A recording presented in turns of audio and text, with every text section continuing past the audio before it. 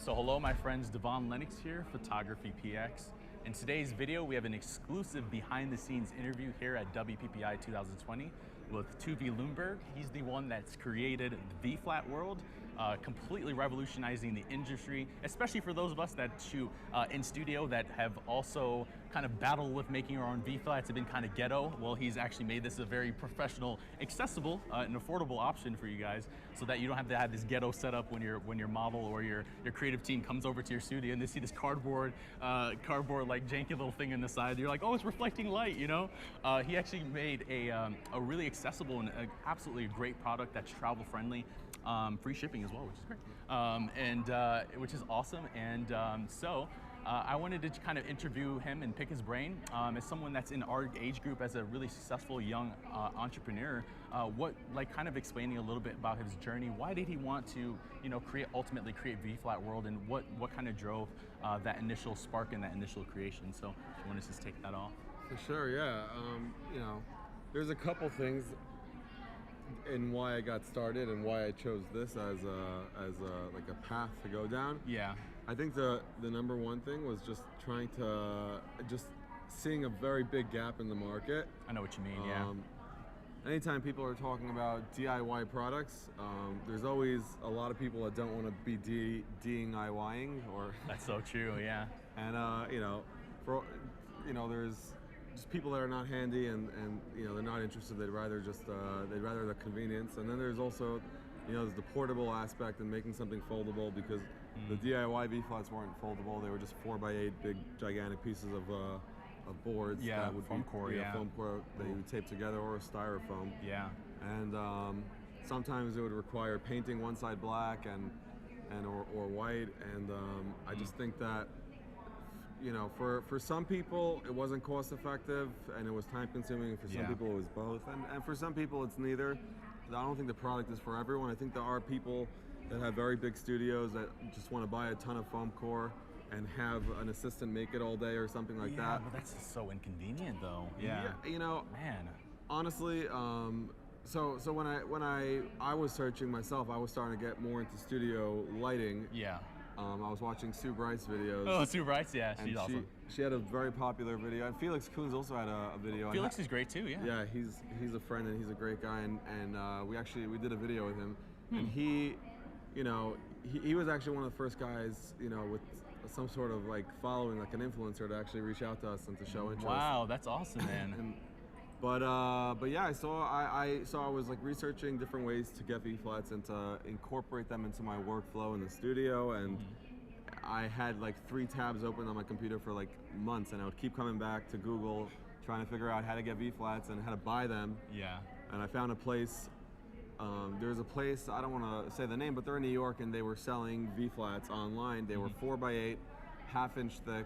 They were selling them for $140, I think, around $140 a V-flat, and then I put it into my car, and they weren't foldable. They were just black, white, half-inch foam core, but they were taped together. Oh, they're already taped. They're already taped. Yeah. Okay. And I put it in the shopping cart. I think they were being sold on Etsy or something, and I went to check out, and the total was $508. There was a $375 shipping charge. Wow.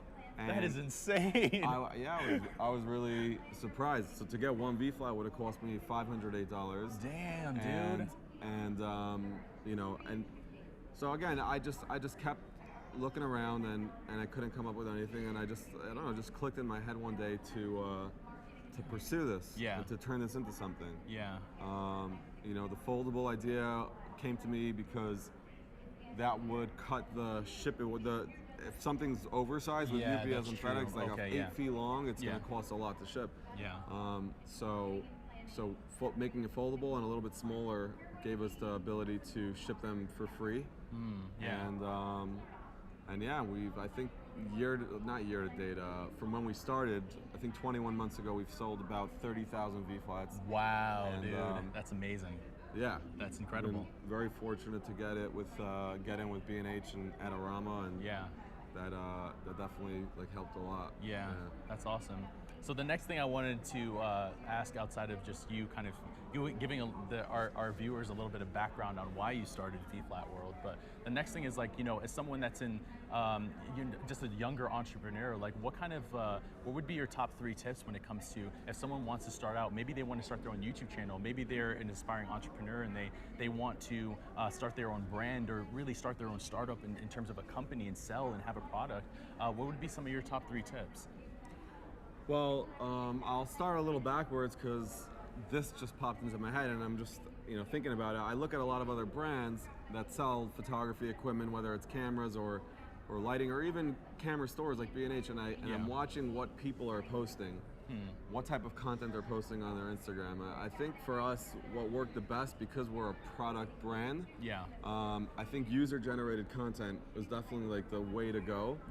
People really enjoy seeing behind the scenes and then results. So that's what we do. We post a behind the scenes and then a result, and we feature customers and influencers and people that are using our product. And that's really helped us. It also makes people want to go out and create things and get you content to feature.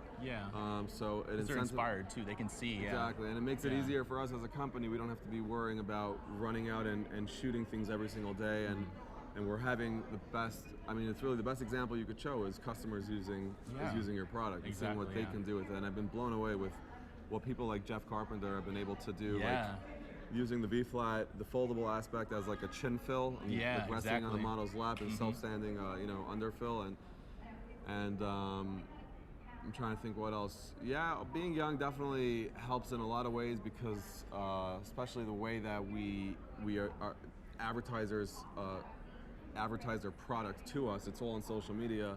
The only ads you'll see on television nowadays are Geico commercials and Pepsi commercials, companies that need to spend $300 million a year for the tax write-off, and they're really just doing it for brand awareness. But when you have Facebook, Instagram, you have Pinterest, you have, you know, YouTube, where people are spending tons of time, especially photographers.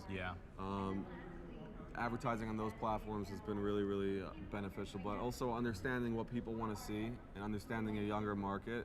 And and surprisingly enough, well, even like the people that have been doing photography for 20, 30, 40 years, I want to say a big majority of them are on Instagram.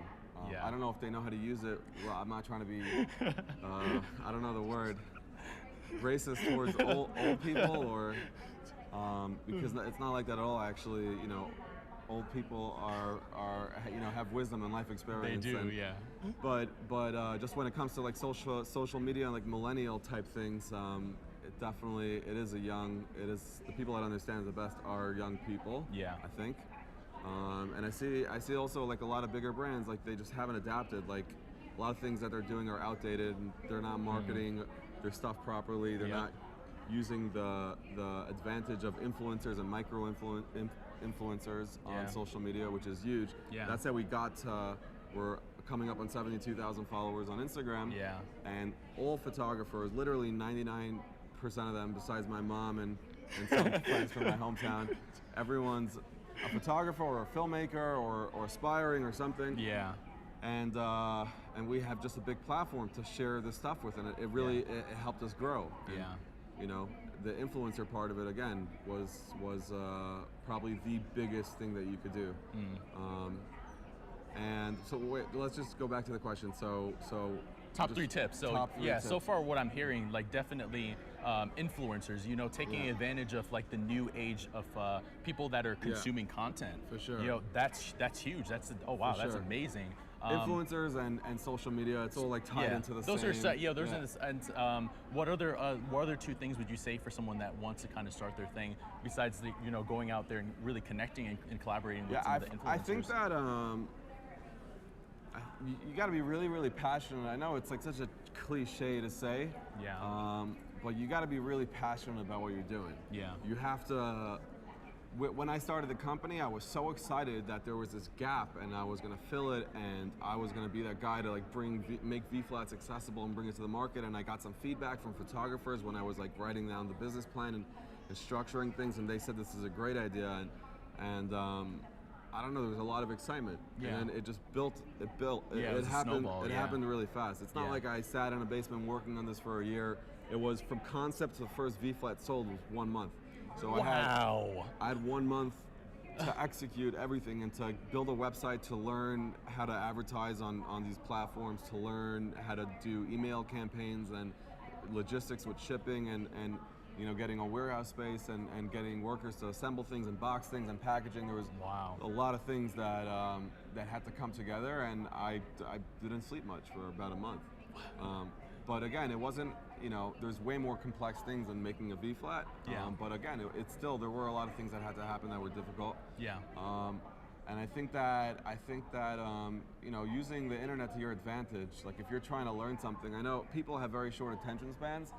If you're really passionate about something, like, for example, I was trying to learn QuickBooks, which is a accounting software that everyone uses, and so I wanted to be organized and not have to hire a bookkeeper to save some money when we started the company, and like, I had to sit there for 5 hours straight watching a video and like taking notes and figuring things out to actually be able to learn how to use it. Yeah. And I was very uncomfortable, but again, like if the passion is strong enough and you like keep your eye on like the big picture, and you know, I feel like you just kind of do what you got to do. Yeah, I know what you mean. If it's hard for you and you have to fight with yourself mentally to do something, then I think it's already not something you should be doing, personally. Yeah. You should be excited about it. You should be excited. It should feel natural. It shouldn't be easy necessarily, but again, you're going to be facing a lot of resistance from family and friends and people that have their own failed dreams that want to tell you that it's not going to happen, to make misery loves company. That's true. But it's bullshit, because if you look at, you know, I think the statistic from Forbes is 78% of millionaires come from average or lower, like they don't come from wealth. They're self-made. Yeah, self-made, yeah. 78%. That's true, man. And I think the number for billionaires was even higher. I think the amount of, or very close to that number. But but the point is that there's really, we live in a time where like the biggest percent, like more than 50% of millionaires are from online businesses, online startups and internet companies or e-commerce or something. Yeah. People making tons of money selling on Amazon. Yeah. There's a lot of different, there's a lot of tools that we have that we used to not have. Even being able to like buy a camera and shoot 4K and create like, if you wanted to make a movie or have a really big, good quality production, you would have to spend millions of dollars, Literally millions, or hundreds of thousands, and everything is so accessible. You can buy a camera for $500 that shoots 4K, and you could, you know, an audio that's you know, that's awesome. That's awesome. Shout out to Saramonic. Yeah, Saramonic, yeah. I use the Rode Go. The Rode Goes, everyone likes the Rode Goes, awesome. They're tiny. These are neither financially affordable alternative. I heard good about both though. They're very similar, The audio quality is basically indistinguishable. Also, just a little like tip to photographers, I think learning video and like multimedia is super important, because I think that a lot of clients, especially commercial clients, they want to hire a photographer that could kind of do a little bit of everything. Yeah. And they want, you know, someone who could get some sort of motion image as opposed to just stills. Even if it's like a 30-second thing for Instagram or YouTube or, you know, and so I think that's super important. And all these, every camera nowadays shoots video, which is really good.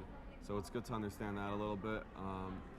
And then just to like give you a third example, I mean, all right, let's just go back. The first one was a social media influencer. Second one was a dream, really believing in the idea that you're doing, and you shouldn't have to second guess it or question it. It should be very strong. And then the third thing would probably be it's kind of part of the second thing. I want to say like accepting failure. Like the biggest thing for me is that I failed so many times. I had 3 failed startups before I decided to start this, and I think that you have to really be able to like embrace it. And there are a lot of people that I've watched on YouTube, and inspiring people that would, you know, they would always say like, and this is something that really stuck with me, like fail upward, and just like if you're failing, you're doing something, you're trying, like you'll hit it, and all you need to do is hit one thing. It'll pay off for all the debt and mistakes of your past stuff. So you know, try 10 times, try 15 times. I mean, eventually you'll most likely hit something. If you have the nature to keep trying things, you're probably built, you know, naturally for you know, to be an entrepreneur. So Yeah. I think that's really good. And I think that also being a photographer for 6 years also taught me a lot of entrepreneurial type of things, because you're running your own business. Yeah, and you I think are. that most photographers, if not all, will say that they really are. They are running their own business. Yeah. And it's important for photographers to understand the power of social media and how to post things, and because that's really like 80% of where I got my business in photography was on social media, was Yeah. Instagram. It was Yeah. word of mouth and Instagram. Yeah. And so that's really important. Yeah. What else? No, that's What all. else we Just got? yeah, those are the three things. Yeah. So just to kind of recap that, so the 3 points that he was saying was like, you have to find and connect with other basically influencers in your field. Whatever you guys are planning on doing, whether that be other YouTubers, whether that be other photographers, whether that be someone that shoots the same medium that you guys are shooting, ultimately that's one of the big things. From there, you have to be passionate. You have to have a dream. You gotta want something so badly that even if as you're going through resistance, it's still, you don't give up, because you know it's gonna come to you. It's just something that you love doing despite like all the stuff that you're gonna go through. And then I guess really the last thing is just, what was the last thing? What were we saying, the last one? Dave, what were we talking about? The last one. I just want to mention that weed is legal in Vegas. That's true, We yeah. are here in Vegas. Yeah, but the last thing is just like, oh, you have to be persistent. And that's huge. And when it comes to failure. Yeah, and accepting failure, you got to be persistent. Yeah, the persistency is the #1 key, because you're gonna fail, man. You know, even when we're building stuff for PhotographyPX, like, we're not video people. We've learned the video now, but we're photographers first and foremost. But at the same time, to build a successful brand, we have to become those. We have to play these roles. Absolutely. And with that, it requires a lot of failure. And you don't need to, like when you start your own business, you're not going to be able to hire 20 people to help you in different areas. You need to know everything. Yeah, Eventually, you do. you will outsource your weaknesses and that's focus true. on your strengths. But in the beginning, you got to do a little bit of everything. Yeah, you do. Absolutely. So yeah, I love that. So that kind of would conclude our exclusive interview with Tuvy. He is the owner of V-Flat World. You can find all of his information as well as his website, his social media, down in the description below. Definitely check out V-Flat World if you're in the market for V-Flats. You guys do see us using the ghetto setups here, but that will change shortly. We've got a lot more going in 2020. He's working on some really exciting products. V-Flat 2.0. Yeah. Sometime in 2020. And we got some stuff for product photographers. This is really the year of growth for us. For sure. So Absolutely. showing people what we're going to do next. Yeah, so definitely check out their website and their social media, and all of those links will be in the description down below. I hope you guys got some value out of today's video. Definitely would love to see you guys here at WPPI 2021. We will be here. More than likely, we'll have a booth as well, so come and shake our hands. He will absolutely be here big time in 2021 with the new V-Flats 2.0 and all the other products that he'll be launching. So definitely check his website out in the description below, and we'll catch you guys in the next video. Thank you for watching today's video. I hope you found the contents of today's video insightful and added value to you. If you're new here, please consider subscribing if you haven't done so already.